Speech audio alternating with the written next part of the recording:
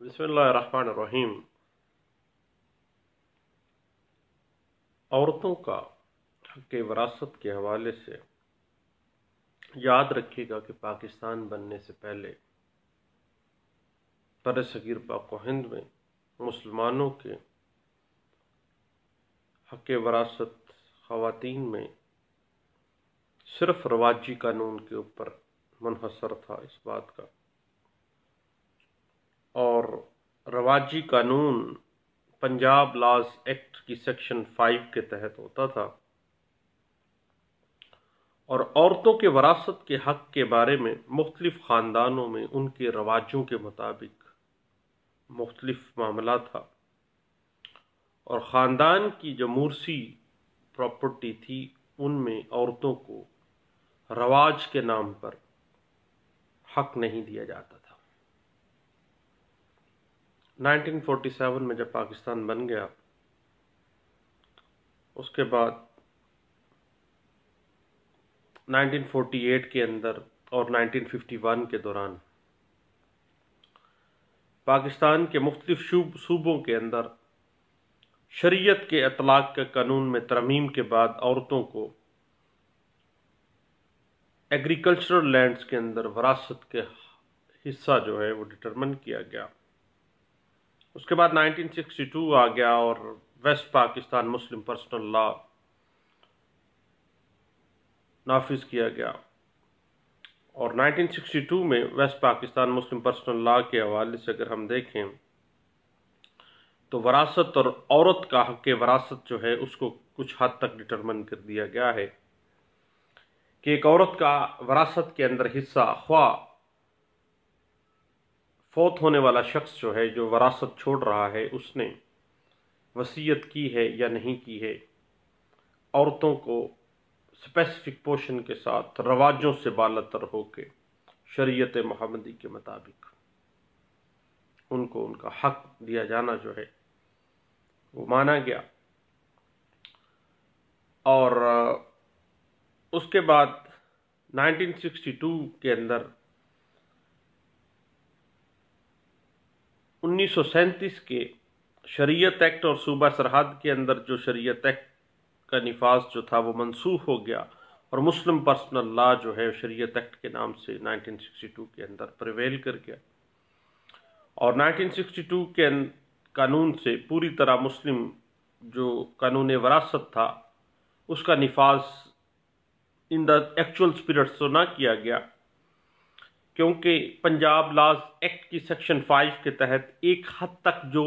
Customary laws تھے جو پنجاب کی حد تک وہ پھر بھی پریویل کرتے رہے۔ اس کے بعد پھر 1983 آ گیا، اور 1983 کے اندر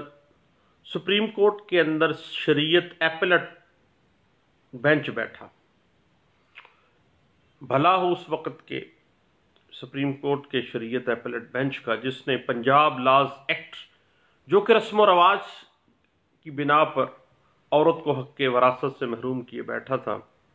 اس کی سیکشن 5 کو کالعدم قرار دے دیا۔ اس کے بعد 1983 کے اندر سپریم کورٹ کا جو شریعت ایپلٹ بینچ تھا اس نے واضح کر دیا کہ جب بھی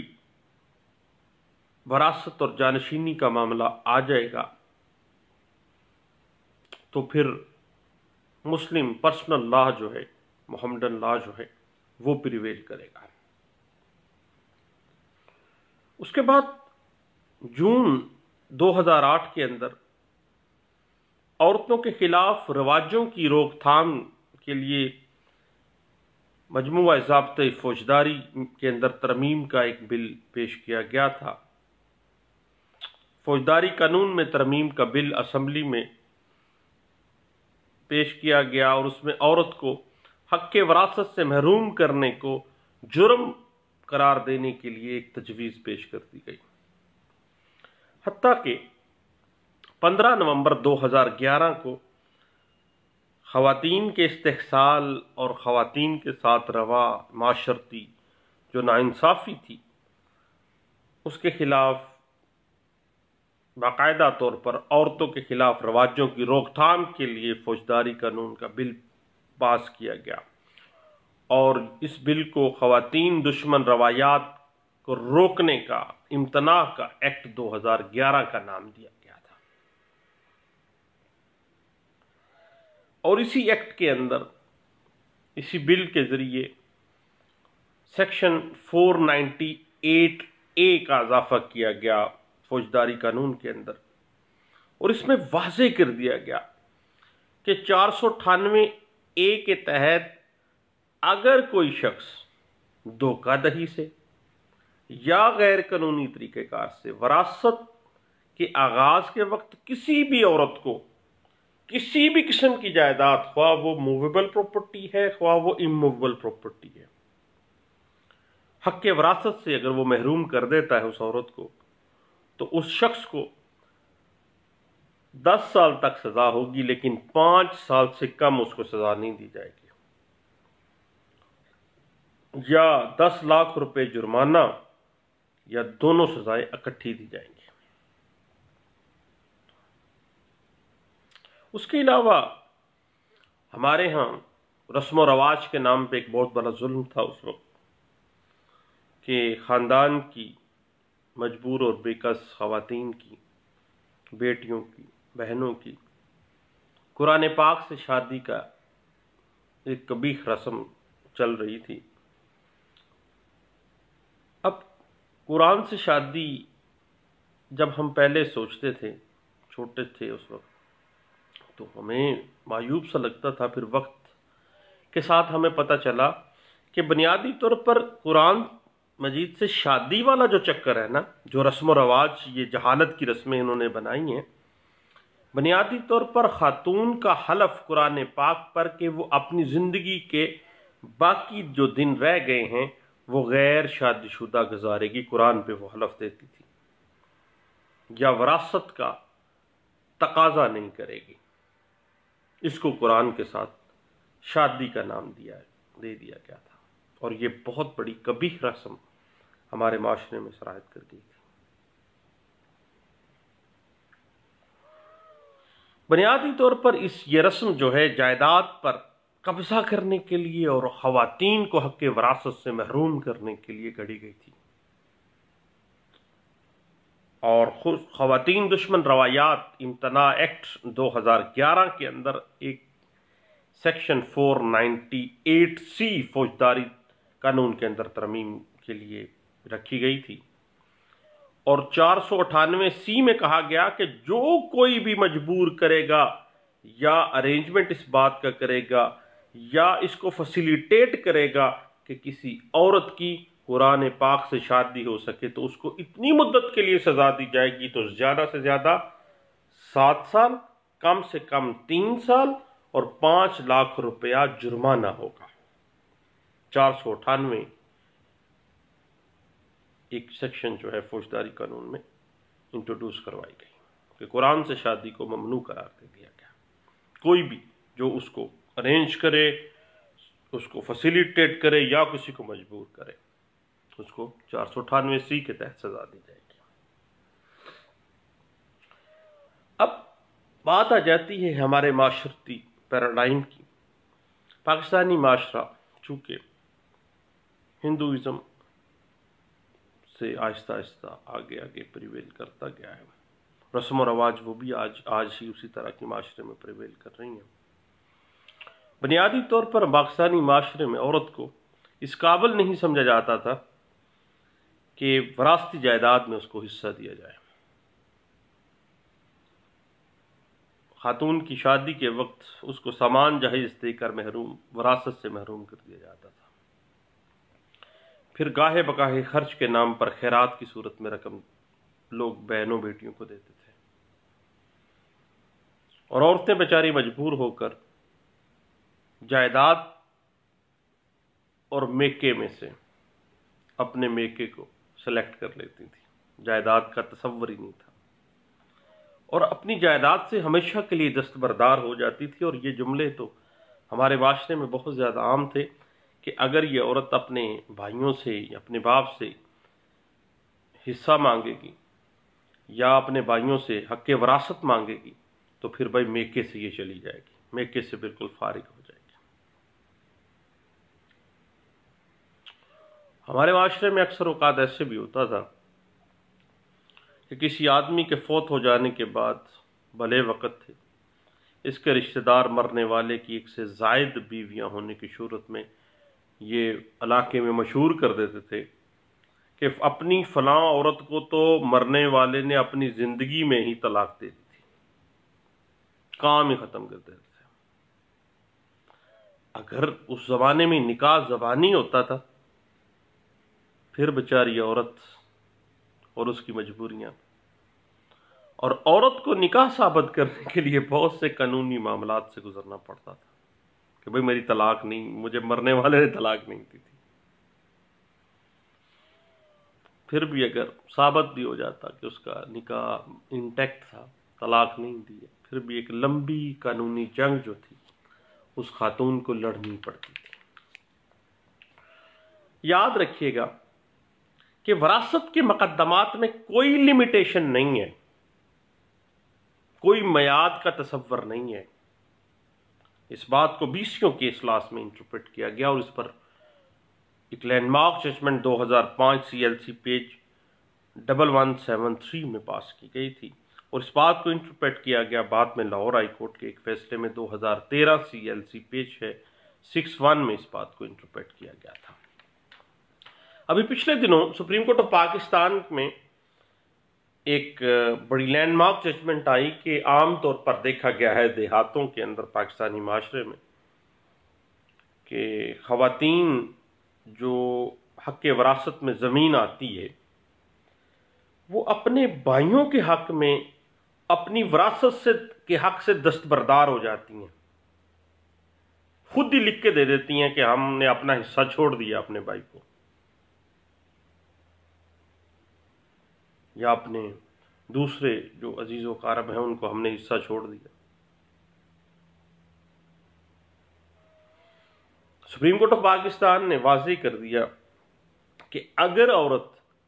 کسی دوسرے وارث کے حق میں اپنا حق دستبردار ہو جاتی ہے، اپنا حق ویو آف کر دیتی ہے، تو وہ اپنے وارثان کا حق غصب کر رہی ہوتی ہے، اور یہ قانون خلاف اسلام ہے۔ اسلام میں اس چیز کی ممانعت کی گئی ہے، اور آئین اور قانون اس کو حق دے رہا ہے وراثت کا، اور وہ خود اپنے جائز حق سے دستبردار ہو رہی ہے۔ تو سپریم کورٹ آف پاکستان نے کہا کہ پاکستانی معاشرے میں اس طرح کی پریکٹسز کو سناب کرنا ہوگا، اور معاشرے کے اندر اگر کوئی ایسا رواج ڈیولپ ہوتا ہے جس کی بنا پر عورت کو اس کے حق کے وراثت سے محروم کیا جائے، تو ایسے رواج کو سنب کر دینا چاہیے، ختم کر دینا چاہیے۔ اور یہ landmark judgment supreme court of Pakistan کی باقاعدہ ایک پبلش کی گئی تھی 2016 SCMR پیج ہے 763 کے اندر اس بات کو انٹرپریٹ کیا گیا تھا۔ بنیادی طور پر ہمارے پاکستانی سوسائٹی میں بہن اور بیٹیوں کو زمین میں حصہ نہ دینے کے لیے مختلف رواجوں کا، ہیلے بہانوں کا سہارا لیا جاتا ہے۔ کہا جاتا ہے کہ عورت کی شادی پہ خرچہ ہوتا ہے، جہیز دیا جاتا ہے، اب اس وجہ سے عورت کا وراثت میں کوئی حق نہیں ہے، جبکہ ایسا نہیں ہے۔ یاد رکھیے گا کہ قانون، آئین اور شریعت قطعی طور جہیز کے سامان کو وراثت کا بدل قرار نہیں دیتی۔ یاد رکھیے گا کہ اگر کسی عورت کا نام ریونیو ریکارڈ میں درج نہیں بھی ہے تو اس سے بھی عورت کے حق وراثت پر کوئی فرق نہیں پڑتا کہ اس کی انٹری نہیں کی گئی ہے۔ یاد رکھیے گا کہ مسلم قانون وراثت کے تحت فوت ہونے والے کے ورثاء کو وراثت بذات خود ٹرانسفر ہو جاتی ہے۔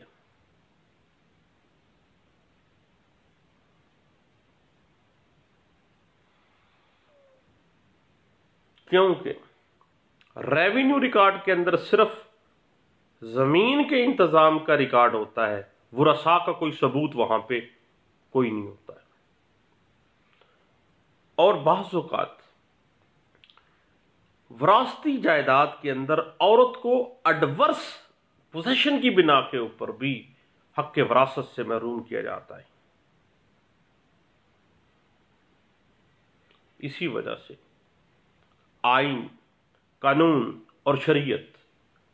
حق کے وراثت کے معاملات میں کسی قسم کا کوئی میعاد مقرر نہیں کرتی.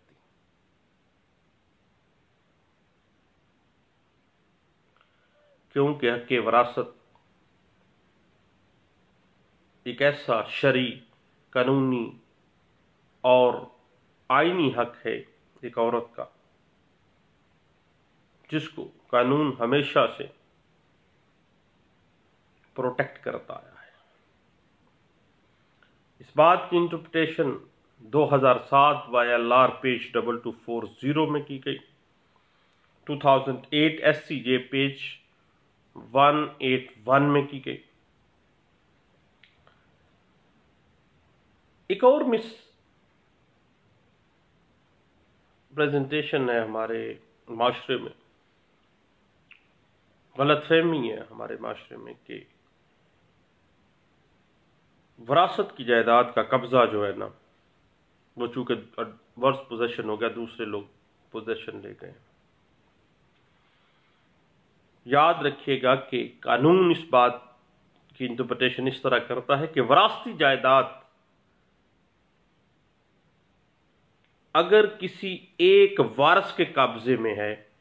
تو یہ پرزیوم کر لیتا ہے قانون کہ تمام وارثان اس جائیداد پر قابض ہیں. ایک وارث کا قبضہ تمام وارثان کا قبضہ ہے.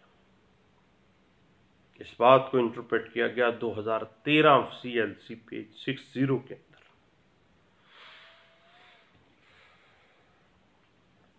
اب پاکستان پینل کوڈ تعزیرات پاکستان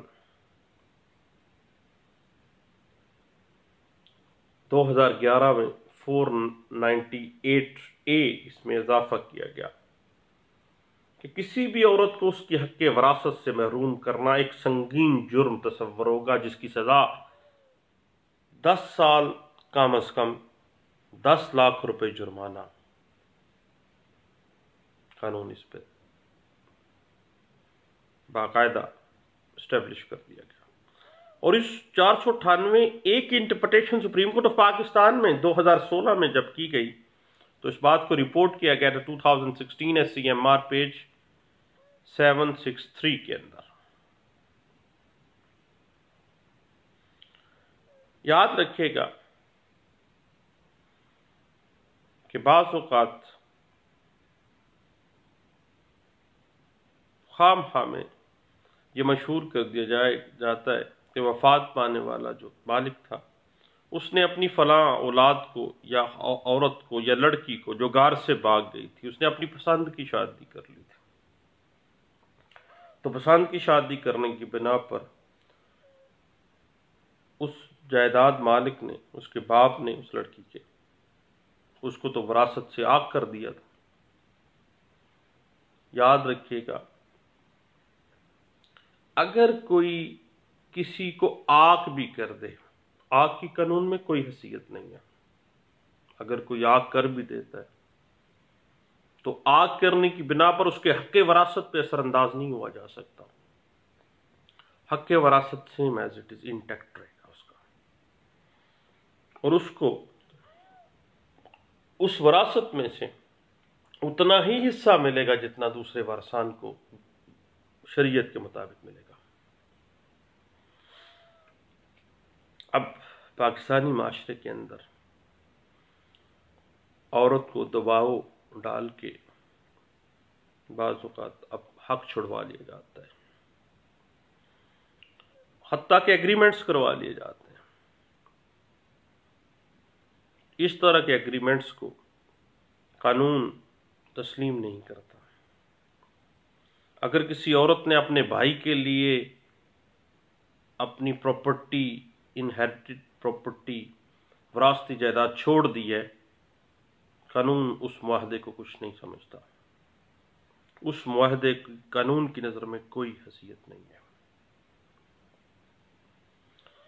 یاد رکھیے گا، اگر کوئی شخص اپنی بیوی کو طلاق دیتا ہے اور دوران عدت وہ شخص فوت ہو جاتا ہے، تو بیوی چونکہ ابھی طلاق مؤثر نہیں ہوئی ہے، عدت کا پیریڈ پورا نہیں ہوا ہے، اس کی بیوی ہے، تو وہ بالکل اسی طرح حق وراثت میں حقدار ہوگی جس طرح دوسرے وارثان ہوں گے۔ اس بات کو انٹرپریٹ کیا گیا 1988 SCMR پیج 1812 میں، اور PLD 1986 supreme court of Pakistan 228 page کے اندر اس بات کو انٹرپریٹ کیا گیا تھا۔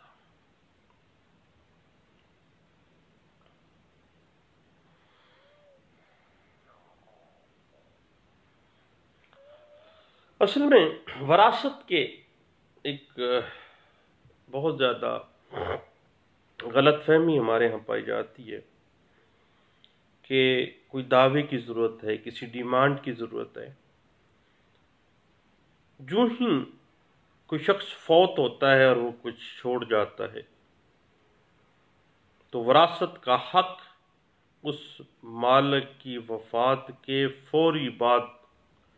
شریعت کے مطابق خود بخود مارد وجود میں آ جاتا ہے۔ اس حق کو کلیم کرنے کے لیے کسی دعوے کی، کسی ڈیمانڈ کی ضرورت نہیں ہے، خود بخود وارثان کو وراثت ٹرانسفر ہو جاتی ہے۔ اس بات کو 2004 SCMR پیج 1391 میں انٹرپریٹ کیا گیا تھا۔ اور بعض اوقات ریونیو ریکارڈ کے اندر جان بوجھ کر کسی کا نام سکپ کر جاتے ہیں، خواتین کا، تو ریونیو ریکارڈ کی غلطی کسی قانونی وارث کو اس کے حق وراثت سے کسی عورت کو محروم نہیں کر سکتی۔ اس بات کو واضح کیا گیا 1996 SCMR پیج 1964 کے اندر۔ ایک بڑا اہم مقدمہ سامنے آتا ہے جس میں ایک شخص نے ریونیو ریکارڈ میں رد و بدل کے لیے ایک غلط عورت کو کسی اور عورت کو اپنی بہن، فرضی بہن بنا کے پیش کر کے بیان کروا لیا۔ اب اپنے حق میں جب اس نے اس فرضی بہن کے بیان کروائے تو اصل بہن کا حق جو ہے وہ غصب کر گیا۔ اب معاملہ یہ ہے کہ کسی عورت کو حق وراثت سے محروم کرنا ایک بہت بڑا جرم تصور کرتا ہے قانون، اور قانون یہاں تک کہتا ہے کہ ایسے لوگوں کے ساتھ کسی قسم کی کوئی رعایت نہیں برتنی چاہیے تاکہ معاشرے سے اس طرح کی جو پریکٹسز ہیں وہ ختم کی جا سکیں۔ اور لاہور ہائی کورٹ کے اندر اس بات پر ایک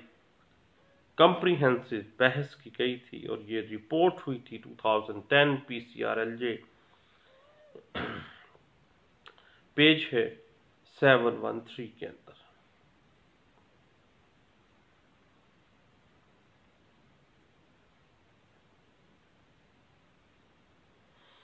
اس کے بعد بعض اوقات ایسے ہوتا ہے ہمارے ہاں کہ ریونیو ریکارڈ کے اندر جان بوجھ کر انٹری نہیں ڈلوائی جاتی، تو یاد رکھیے گا کہ ریونیو ریکارڈ کے اندر کچھ چھوڑ دینا، کسی کا نام نہ ڈالنا وہاں پہ کسی کو حق وراثت سے محروم نہیں کرتا، اور اس پہ کوئی لمیٹیشن نہیں ہے۔ جب پتہ چلے وہ عورت جو ہے فوری طور پر اپنے حق وراثت کو کلیم کرتے ہوئے کاغذات ریونیو ریکارڈ کو درست کروا سکتی ہے۔ اس حوالے سے 1995 لا نوٹس ریونیو ڈائجسٹ پیج 157 اس حوالے سے ہمیں گائیڈ لائن دے رہا ہے، اور 1995 CLC پیج 380 ہمیں گائیڈ لائن دے رہا ہے۔ اور اس کے بعد 2015 میں ایک عجیب سا کیس سامنے آیا کہ ایک آدمی فوت ہو جاتا ہے اس کی میل کوئی اولاد نہیں تھی، نرینہ اولاد نہیں تھی۔ اس شخص نے، کیونکہ اس کا بیٹا کوئی نہیں تھا، اس کی 2 بیٹیاں تھیں، اس نے اپنی بیٹیوں کو